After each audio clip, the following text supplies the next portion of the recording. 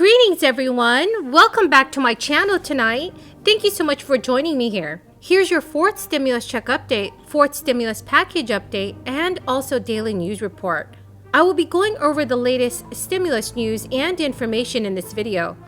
I will also be announcing the winners of this week's $75 Walmart gift card giveaway at the end of this video. Congressional Democrats are weighing off a raft of new taxes to help pay for their $3.5 trillion budget bill that would target corporate bigwigs and the nation's largest companies that buy back shares. On a discussion list of several new and expanded potential taxes is a proposal to impose an excise tax on the publicly traded companies that repurchase a significant amount of stock.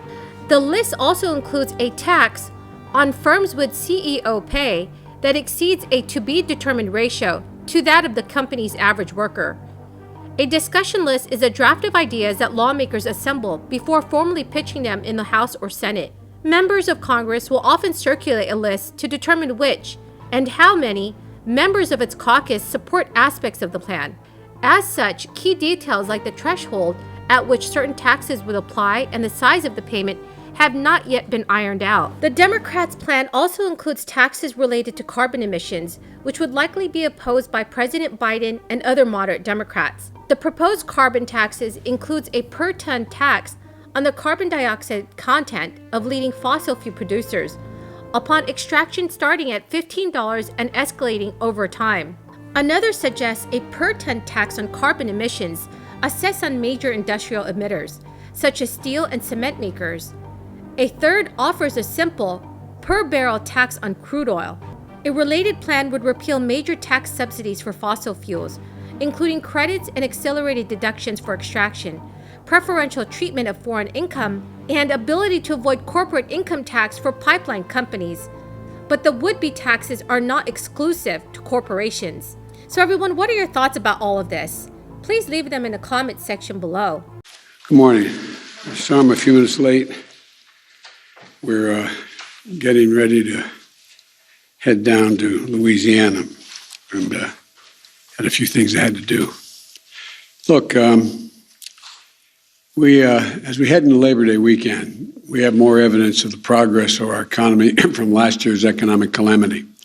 Today, we learned the economy created 235,000 new jobs in August, and the unemployment rate fell to 5.2%, the lowest it has been in 18 months. But despite the impact of the Delta variant, and I'll talk a little more about that in a minute, what we're seeing is an economic recovery that's durable and strong. The Biden plan is working. We're getting results. America is on the move again. And today's revision of previous month's job gains, with the revision of the July numbers, this report means that we have been adding an average of 750,000 jobs per month on average during the past 3 months. And in the 3 months before I became president, well, we're adding 60,000 jobs a month. Total job creation in the first 7 months of my administration is nearly double any prior first-year president. While I know some wanted to see a larger number today, and so did I, what we've seen this year is a continued growth, month after month, in job creation. It's not just that I've added more jobs than any first-year president, in the first year of any president. It's that we've added jobs in every single one of my first 7 job reports, and wages are going up. Some more jobs, some months are fewer, some months more, but always adding jobs. This is the kind of growth that makes our economy stronger and consistent progress and not boom or bust. Our economy grew the first half of this year at the fastest rate in about 40 years. We're the only developed country in the world. I'll say that again. We're the only developed country in the world whose economy is now bigger than it was before the pandemic. Because of the groundwork we laid with the American Rescue Plan, the nearly $1 trillion in federal relief sent to U.S. households through 3 stimulus checks is credited with reducing poverty and helping millions of families weather this crisis. But with this crisis still spreading across the nation, some states are also moving to distribute payments. A handful of states are tapping their own stimulus funds or surpluses to help specific residents, such as low-income households or teachers, with direct aid reaching more than 25 million people starting this month.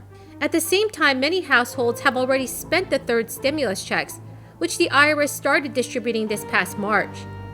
In another development that could weigh on people's income, unemployment benefits are set to end on September 6th, cutting nearly 7.5 million jobless workers off the rolls. The plan also seeks to address the long-criticized carried interest loophole by requiring fund managers to pay taxes annually at ordinary rates and are subject to self-employment taxes. Right now, millions of Americans will receive further stimulus payments through their state governments.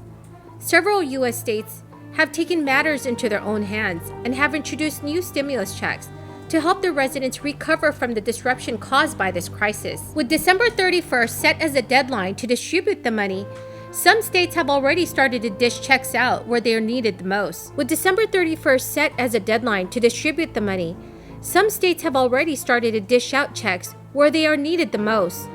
Residents in Alaska may qualify for some additional money through the Federal State Extended Benefit Program, which could bring another 13 to 20 weeks of checks. This is only possible for certain residents, and it depends on how much of this pot of money has already been claimed. Furthermore, Alaskans are waiting for updates on what will happen with the annual oil wealth checks. The situation in Arkansas is still very much up in the air, with the Arkansas state government currently involved in a legal battle with its own residents over the end of federal unemployment benefits that were worth $300 per week. Until that battle is resolved, any talk of a fourth check is likely to have to wait. California is the only state that has sent stimulus checks from their own money in the form of Golden State Stimulus, as the state has a budget surplus due to their tax system. California residents earning $30,000 to $75,000 a year are entitled to $500 or $600, as well as $500 to be paid to households with dependent children. People who received at least one unemployment payment between March 15, 2020 and October 24, 2020 will receive $375. However, those on higher incomes who qualified for more than $500 per week in employment benefits will not be eligible. So everyone, that's the end of the video for this Friday. Thank you so much everyone for joining me here today. I greatly appreciate it. The two winners of this week's $75 Walmart gift card giveaway are Lizette Ramos and Ravonda Garris. And everyone, we also have a bonus winner for this week, Akila Galbraith. Congratulations to all three of you. Winners, please make sure to respond to my comment to claim your gift cards. Thank you so much everyone, and have a very blessed weekend.